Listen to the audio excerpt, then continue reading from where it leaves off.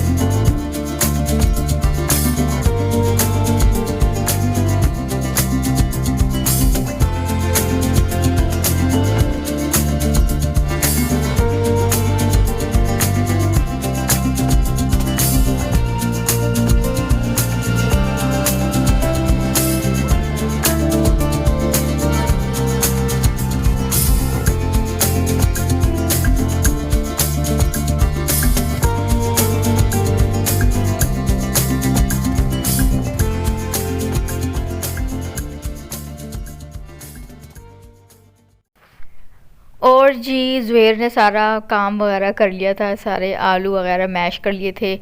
तो जब सारे प्याज और मिर्चें वगैरह डाली, तो फिर मुझसे आके पूछा कि भाई अम्मी इसमें क्या क्या डालूँ। तो तब मैं फिर किचन में आ गई थी। मैंने कहा चलो इसको ना बता देते मसाले वगैरह। तो सारे मसाले इसको मैंने बता दिए कि कैसे डालने, वो डाल दिए। तो फिर मैं चली गई थी वापस यहाँ पे। फिर मुईज़ इसके साथ खड़ा था, उसकी वीडियो बना रहा था। और ये यहाँ पर बस थोड़ा सा आटा पड़ा हुआ था, क्योंकि आटा तो इसने गूंदा नहीं था, तो गूंदा हुआ आटा थोड़ा सा पड़ा हुआ था, तो उसी से ही ये पराठे बना रहा था। तो यहाँ पे इसके पेड़े वगैरह देख लें तो बड़ी मुश्किल से इसने बेचारे ने बनाए थे लेकिन शुक्र है कि इतना बहुत तो इसको आता है। तो माशाल्लाह से ये सारे काम वगैरह कर लेता है, जब इसका शौक़ होता है, जब इसका दिल करता है तो ये सारे काम कर लेता है। और इसके बरअक्स अगर इनके पापा जी को देखा जाए, मतलब कि मेरे मियाँ साहब को देखा जाए, तो वो जो है ना उनको कुछ नहीं बनाना आता, क्योंकि उसका शौक़ ही नहीं है किचन में घुसना, उसका शौक़ नहीं है, उसका कोई काम करने का शौक़ नहीं है। वो जो है ना सिर्फ क्या कहते हैं, चाय सिर्फ उनको बनाने आती है और कुछ नहीं बनाने आता। चाय भी बड़ी मुश्किल से सीखी थी, वो भी मैंने ज़बरदस्ती सिखवाई थी कि भाई चाय सीख लो, कम से कम मैं, मेरी तबीयत जब ख़राब हो तो तुम मुझे ना ये चाय तो बना के दे सको ना। तो बस उसको सिर्फ चाय बनानी आती है, बस ये भी काफ़ी है। और जो बच्चे हैं ना, इसमें सिर्फ जो मेरा बड़ा बेटा है ना, ये थोड़ा सा है इसको खाने पकाने का शौक़। ये तो अभी मुझे कहता है अम्मी मुझे बताओ और मैं ख़ुद चीज़ें लेकर आऊँगा और ख़ुद पकाऊँगा, आप बैठे रहो। मैंने कहा भाई मेरे किचन का बेड़ा गर्क हो जाएगा, तो मैं कभी कभार जब तबीयत ख़राब होती थी तब मैं इसको दे देती हूँ किचन। वैसे जब ठीक होती ना तबीयत, फिर मैं किसी को भी अंदर नहीं आने देती किचन में, फिर मेरा ही किचन होता है, क्योंकि गंदा इतना वो गंद मचा देते हैं ना किचन में, फिर मुझे साफ़ करना पड़ता है। तो अब यहाँ पर इन्होंने बहुत ज़्यादा ना ये कचरा वगैरह हो गया था, कचरा तो नहीं लेकिन इस तरह ये आटा वगैरह फैल गया था और बेलन के ऊपर भी सारा आटा चिपक गया था, तो ये फिर मुझे अगले दिन साफ़ करना था।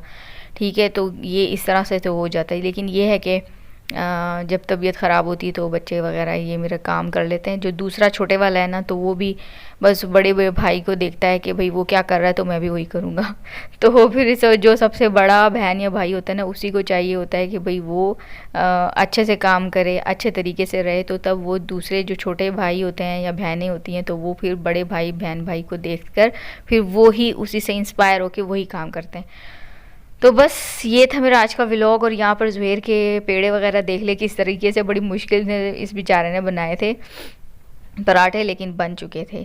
और मैंने तो नहीं खाए थे क्योंकि मेरी तबीयत ख़राब थी, तो इन दोनों ने खाए थे। मैंने तो बस बिस्किट वगैरह चाय के साथ खा ली थी, उन्होंने मुझे चाय भी बना के दी थी। और साथ में ज़ुहैर ने आके ना कमरे की सफाई भी की थी, यानी कि झाड़ू लगाई थी। झाड़ू झाड़ू मैं इसको दिखा रही थी, मैंने कहा चलो इसकी ना वीडियो बना लेते हैं। मैं बैठी हुई थी, मैंने कहा चलो ज़ुहैर आपकी बनाऊँ, कहते नहीं ये वीडियो नहीं बनानी। तो वो साफ़ सफाई वगैरह भी कर लेता है जब मैं मेरी तबीयत ख़राब होती तब। वैसे मैं करने भी नहीं देती, कोई काम नहीं करने देती किचन में, और ना घर के कोई भी काम नहीं करने देती। बस ये है कि जब मेरी तबीयत ख़राब होती तो कौन है घर में, कोई भी नहीं है। इसके पापा जो होते हैं वो घर में होते नहीं हैं, कई महीनों बाद आते हैं, तो घर में और कौन हो सकता है। बच्चे हैं तो बच्चे माशाल्लाह से अब बड़े हो चुके हैं, तो मैं कहती हूँ कि बस ये ना इसी तरह ही रहें और बस मेरी बात सुना करें। तो जी ये था मेरा आज का व्लॉग। उम्मीद है आप लोगों को पसंद आया होगा। अगर पसंद आए तो प्लीज़ लाइक कर दीजिए और कमेंट में भी माशाल्लाह ज़रूर लिखिएगा। और कमेंट तो आप लोग वैसे भी नहीं करते, बस मैं वैसे ही बोलती रहती हूँ तो बस इसी के साथ ही मुझे इजाज़त दीजिए, फिर आऊँगी नेक्स्ट किसी अच्छे से व्लॉग के साथ। तब तक के लिए अल्लाह हाफ़िज़।